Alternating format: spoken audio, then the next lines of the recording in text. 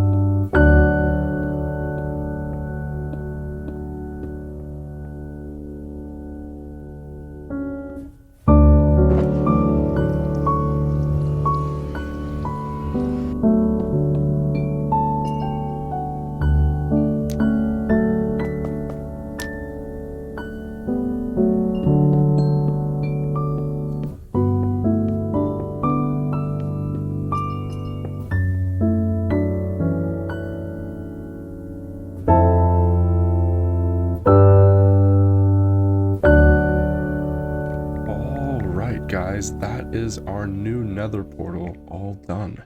If we look at it from this point of view, you can see I really tried to make it look like a bonsai tree, but actually specifically two trees bent together. So there's one that goes this direction here, and then there's this other big one that zigzags through. For the little tufts of leaves here, I really tried to use a very subtle kind of gradient. So I go from amethyst to purple, and I use a ton of glass panes, purple and magenta, and amethyst shards here to kind of increase that kind of feel. The trunk itself is much simpler. It's mostly blackstone, but it also does go to dark oak here nearer to the branches. But with that being said, I think we did a very good job on this tree overall. I especially like the resin clumps here, but the problem is this tree looks kind of weird by itself, and it really doesn't look good at any angle other than the front and the back. So without any further ado, I think we should start working on the forest of trees that's supposed to go around it.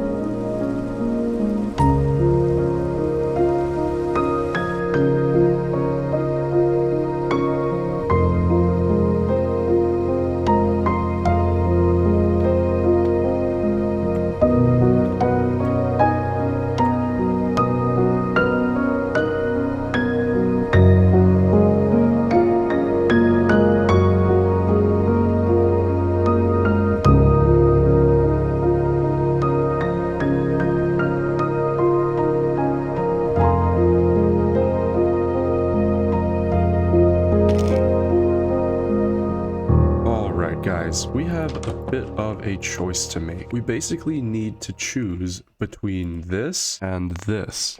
I record all of these videos on a MacBook, and because of OpenGL driver incompatibilities, for whatever reason, whenever I use the mod Distant Horizons, I can't have any clouds. So that's kind of the choice I want to give you guys down in the comments below. Should we have super high render distances where we can see distant mountains, or should we have the ability to see clouds and all that? I think for the time being, I'm going to play without Distant Horizons just for the performance enhancement But if you guys really prefer the look of having all the mountains in the distance, let me know in the comments down below. With that being said though, I want to talk about our custom forest. As I've said in the past, custom trees weren't really my thing, so I really practiced a lot of different types of trees to get these specific shapes that I think work very well here. Despite the game not having any yellow or blue leaves, I think we managed to do a pretty convincing job here using glass alone as a transparent block. A lot of these trees still do definitely feel much denser than normal trees would, but I think for the sake of the enchanted forest, I think that's actually a pretty good vibe. Now the leaves on the trees especially I quite like because of the trick I did with the candles. They might not seem like much at first, but really they help break up the kind of blocky feel of these trees. I've actually lit them as well to provide not only light to spawn protect the tree, but also so that they can kind of provide this little glistening effect. So while you're walking through the forest, you know, there's just these little sparks of light in the trees that make it feel really magical. Now there's actually 4 different types of unique tree models, which is not a lot, but I think they're all different enough so that it's kind of hard to tell when they're repeating. And between the yellow and the blue trees, everything other than the leaves is basically the exact same. So there's basically 4 shapes of trees that make up this entire forest. Again, it's not really ideal, but I think it came together very well. Now, there's a little clearing here in the center so that the portal tree has room to really stand out, mostly from points of view on this side so you can see it from the front. I think the trees really add a lot. This is just such a magical looking scene. Now, the problem with this forest though is that it still doesn't quite feel all that alive. The trees are here on the land, but they don't really blend in that well. And that's because in an actual forest, at the ground level, there's tons of other plants that help make the place more alive. So I think without any further ado, we should add in some of that extra foliage.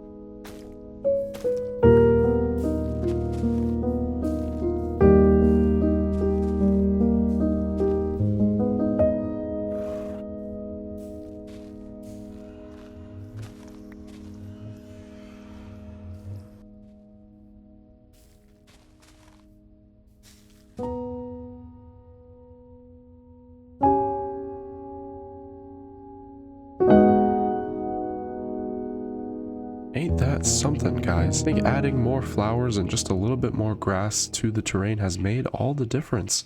I mean, this place just feels so much more alive. I'm still quite new to this kind of building. Most of the buildings in the new city are very simple, very rectangular, but here we really have to be a lot more organic with how we do things. And so I wasn't really super sure how to do it. But I think overall we did a pretty good job. Right before the mob spawn here, I think we should just take in all of the firefly particles that come from these firefly bushes.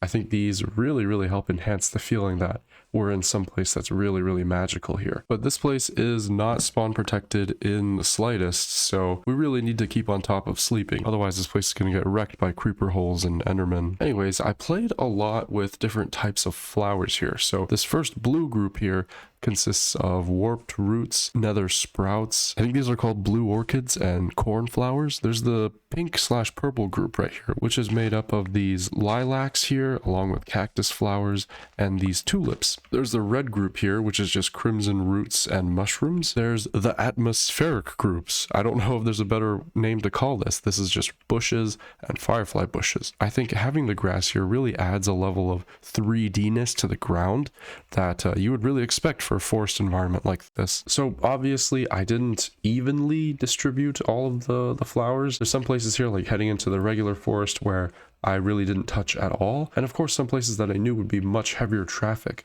like the path that we made here is much more curated. Let's talk about the path though. I kind of wanted to make it feel a little bit more worn down, more rustic. So I kind of added these fences here to make it seem like maybe there was once a fence, but it broke down over time. We do have this little retaining wall here to hold in the hill, but overall it's much more on the simpler side. Then coming this way into the clearing, you can see one of the worst views of our nether portal tree.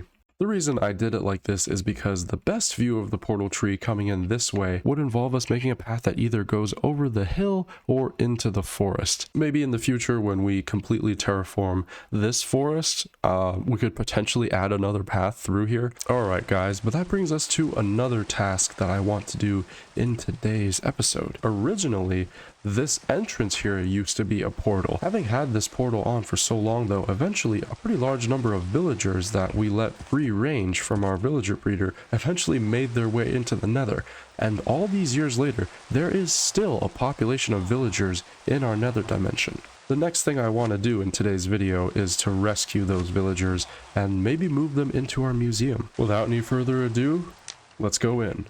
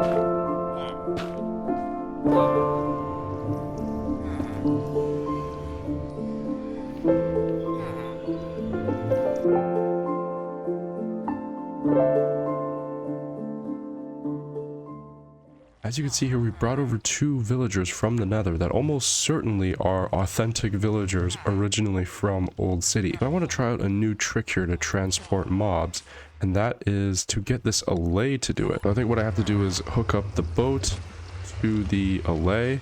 No, not like that. So we take the boat, give it to the allay. No, not like that. Let's bring out the big guns. Okay, so if I do it while crouching, does this work? I think it might have. Oh, there we go.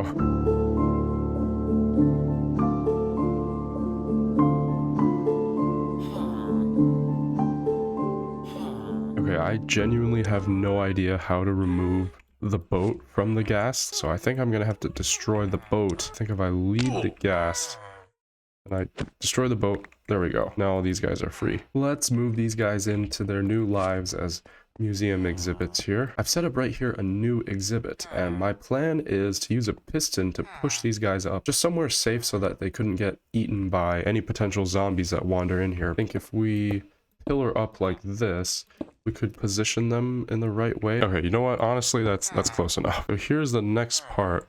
When we push this button, yep, we can start to elevate these guys. Roughly that level might be safe enough as it is. It's actually so funny. There's still probably close to 8 or 9 of these villagers still in the nether, so in the future we might even build a little village just specially made for these guys so they don't have to sit in our museum forever. As you may have noticed though, I've also added this other exhibit that I haven't shown in the world tour. So this is actually the materials from the mansion road at the Southern Mansion project. If you remember, we left these 2 shulker boxes there, and these have been there for a good few years, so I figured it would be okay to dedicate an exhibit to them. Now that we've ticked that off our bucket list though, guys, I want want to return to the east here. But we have these vast stretches of open land here in the east that we've done nothing with in the past few years, and so I think gradually I want to turn this entire place into a big plot of farmland. And I think a great way to start is by renovating this little shack right here. It might not look like much at all, but this little shack has an interesting trick up its sleeve.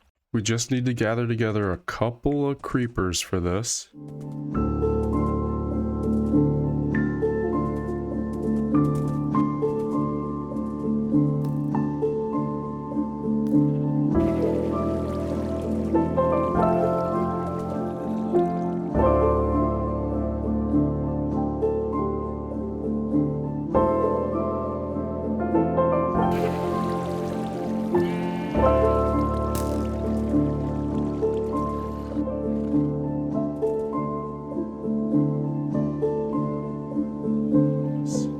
Alright guys, as you can see, we have a couple more zombies that I wanted, but we have about 5 creepers.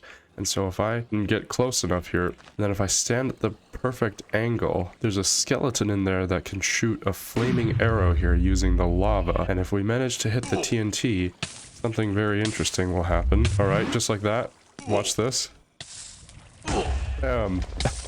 All the mobs die, and then when the drops are all collected, you can see we have a bunch of record discs here. So this is actually our record farm. I think it's positioned at a pretty nice spot right here, right under the mountains next to this little grove of trees here. I think we could transform this into an idyllic little farmhouse. So without any further ado, let's get started.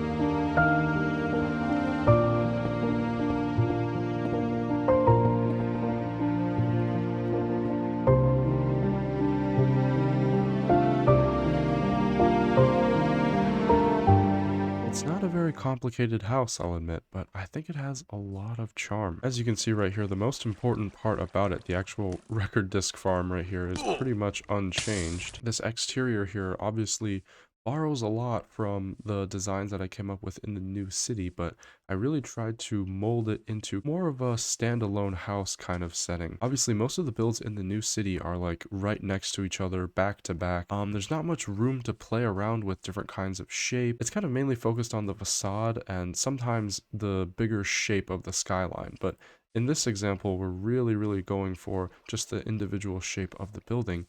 But I think our style still works pretty well here. Once again, we're using buttons here to draw out kind of a little bit more sophisticated color in some parts. Like for example, the pale oak button on this white terracotta. I tried to do some of that in the roof here too with these mangrove buttons, which are a much deeper red than any of the other full blocks.